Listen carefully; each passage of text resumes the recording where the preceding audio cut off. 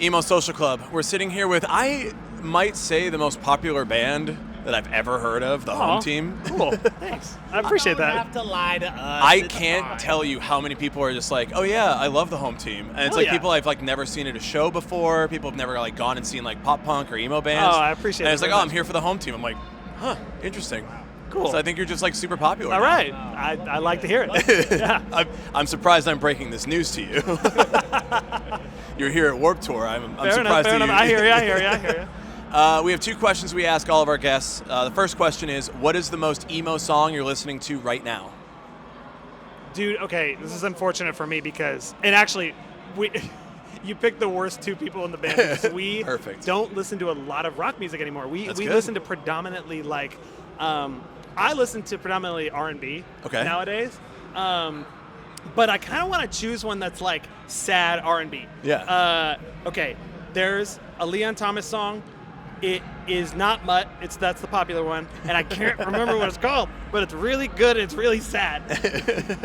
But if you have one, yeah. I mean, so I didn't listen to a ton of emo bands growing up, but I think a band that will always just be in my heart is Fall Out Boy. Yeah. Sugar We're Going Down. Yeah. This is such a cornball tattoo. It's a bullet with a number 1 in it. Yeah. Number 1 with a bullet. Yeah. Very corny, but I love that song. It's maybe one of the best songs ever written, I must say. I think so. I will also give a quick shout out to a song that I do very much enjoy, despite the fact that I am featured on it. It is Disappearing Act by Makari. Okay. They just put it out. Yes. It's dancey, but I would say because I don't listen to a lot of rock, it is by proxy the most emo thing I've listened to in the last little while. Yeah. So yes, I would say that, go listen to Disappearing Act by Makari. Yeah. The band going out on tour with you right correct. Now. Them and Arrows in Action we talked to earlier. Oh, nice. So, that's a good shout out for your tour, which is coming up. And we can talk about that now. You got these dates coming up, and is this the start of it? Today is the start of it, or is it? We are on, this would be show 8. Okay. So we are still in the front half. Yeah. But we've had a good week of shows. Yeah. Yeah. And you're coming to Chicago. Correct. We are coming to Chicago. And you have a local band opening all the shows, right? Yes. Our friends. Not every show. We couldn't get one for everyone. Okay. We tried, but not everybody was available. Sure. We spent a really long time in the DIY local circuit. Yes. For a band who eventually got to the point where we are now. Yeah. And I'm just gonna say we were foaming at the mouth for any opportunity to play big shows at the time. And the biggest show we would get is a 300 cap opening slot in Seattle for whoever. And we really, really want, now that we're in this position, to give people opportunity, even though all the shows are already sold out. We don't need more support. Exactly. We really want people to have that opportunity to play in front of a lot of people. Yeah. So I'm really excited about all the bands. The last one we had was in Dallas. We had Unity TX. Amazing band. Amazing band. So we're really excited for the rest of them too. Yeah, I think there's only 6, but it's not even genre specific either. Correct. You have all different types of bands opening for you. Just whoever we fuck with. Yeah. Sorry, I remember we talked to Skylar from Issues when they were right before all the shows that you guys did. Yeah.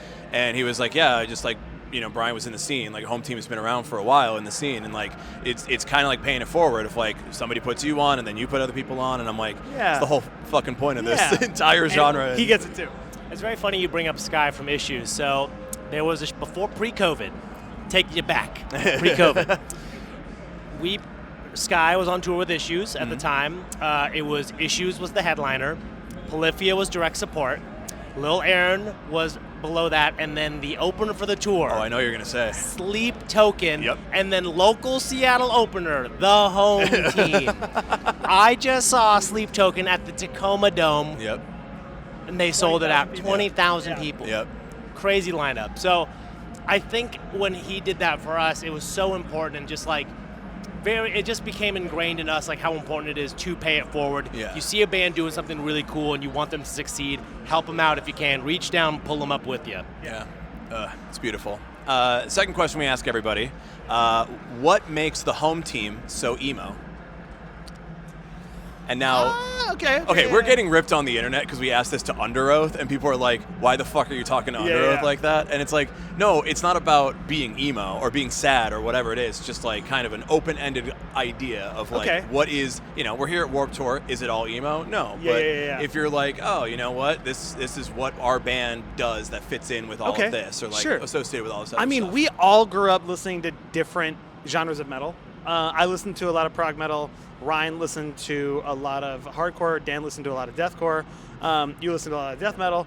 And to be honest, like, I think even though we don't really identify as a metal band at all, that shows. Yeah. We have 8-string guitar. We have heavy riffs. Correct. But I like to sing little R&B doodles over the top of them. And I would say that the thing that would make us the most emo in this case would definitely be the more brooding songs, because even though we do have a lot of fun songs, some of my favorite songs are some of the like more emotional ones. Walk This World With Me is one of my favorite songs we've ever written, and it's a ballad.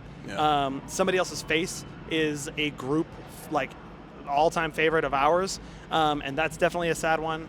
But we always try and put a spin on it, right? We don't really want to be in any one box. And that spin comes from listening to a wide variety of different genres of music, because as I said, R&B, we listen to a lot of J-pop. And I think the other thing too I think about is like, when I think about like, I guess like the emo scene, it's like a collective of people that maybe would be viewed as outcasts in other circles.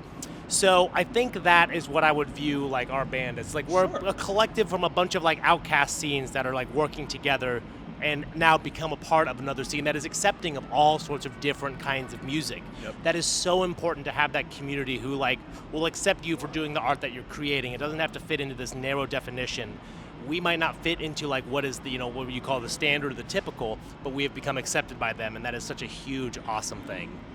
This is just very beautiful. It's like just a lot of culmination of like all of these like people paying it forward and all these genres and all of that. It's been a long road. I mean, of course, yeah. It's not. It's the tip of the iceberg you're seeing, not the whole work. But I mean, obviously, like that's what Warped Tour is too. Is like you have everything here. You can watch all different types of bands, but everybody who comes is a fan of every type of thing. And I know, like, when I was listening to some of these bands, or right around like 2012, and then it was like, now these singers are trying to do the R&B stuff. From Chicago area where we're from, it was The Color Morale. I remember them. And obviously I was a huge Emarosa fan. Cut that. Dance Gavin Dance, Emarosa. I'm like, we'll just bleep that name out. I love the band. I still love them with Bradley too. But that is like that heaviness and that rock sound with the R&B vocals. I remember being like a huge thing. And now I'm just like looking at you guys, and I'm like, it's the same genre fit, but it's like, we're just doing it again, like updating it, and like you said, with the heavy riffs and stuff. Like I think that it's still the same thing. It's still the same genre. I guess. Hell yeah. Yeah, I don't know. I think it's beautiful. Right on, dude. I saw you guys called sexy rock on the internet today. Is that, correct? Sure. I mean, sure. As I said, I grew up listening to a lot of R&B music, and a lot of R&B music is very sexy. So I mean, it's really just a manifestation of the influences that I took on musically, and that's just how it happened. Loud is the song I know you the best from, because it's all over. Right on. All over. I'm like, okay, I can't. Every time I'm swiping through, it's like, and there's Loud again, and there's Loud again, and yes, I know the song, guys. And I guess that's like, it's bringing the sexy back to rock music, which doesn't have a ton of sexy in it as it is right now at all. So happy you said specifically sexy back, because Justin Timberlake is totally one of my big influences. I mean, yeah. Come on. What was the record called? Future Sex Love Sounds? Future Sex Great Love album. Sounds. Okay, great album. Yeah. Okay, good. We bond on that. Where can people find you on the internet? Where can they go to these next dates on the tour? Where else are you going that you like? I mean, it's sold out. It's sold out. You don't need to tell anybody. Well, I was going to say, there's a couple dates that have a few more tickets left. Okay. Milwaukee has like it. You got like days. What do you do in Milwaukee? You're right there. It's so close. It will be gone in the next couple days. Worcester has a few left. You could probably go there if you want to get a flight to Worcester and you don't already live over there. And then the second Seattle date still has a decent amount of tickets left. So all right. That said, we will be back. We will be doing this again. We're not going anywhere. we're just going to go write another album really quick. And, Yep. But in the meantime, you can find us pretty much anywhere that music is available. YouTube, go watch our music videos. We put a lot of money and time into them. So they're good videos. Thank you. I've seen them a bunch. Right on. Well, hell yeah. Thank you guys for hanging out with us. Very excited. You're going to be the biggest band in the world at some point. I appreciate So we that caught very you real much. early, and now we get to like post these clips and be like, no, this is us talking to them. We're cool. Love it, love it, love it. I don't know what that is, but that's for the home team. Yeah. Hell yeah. Thanks so much.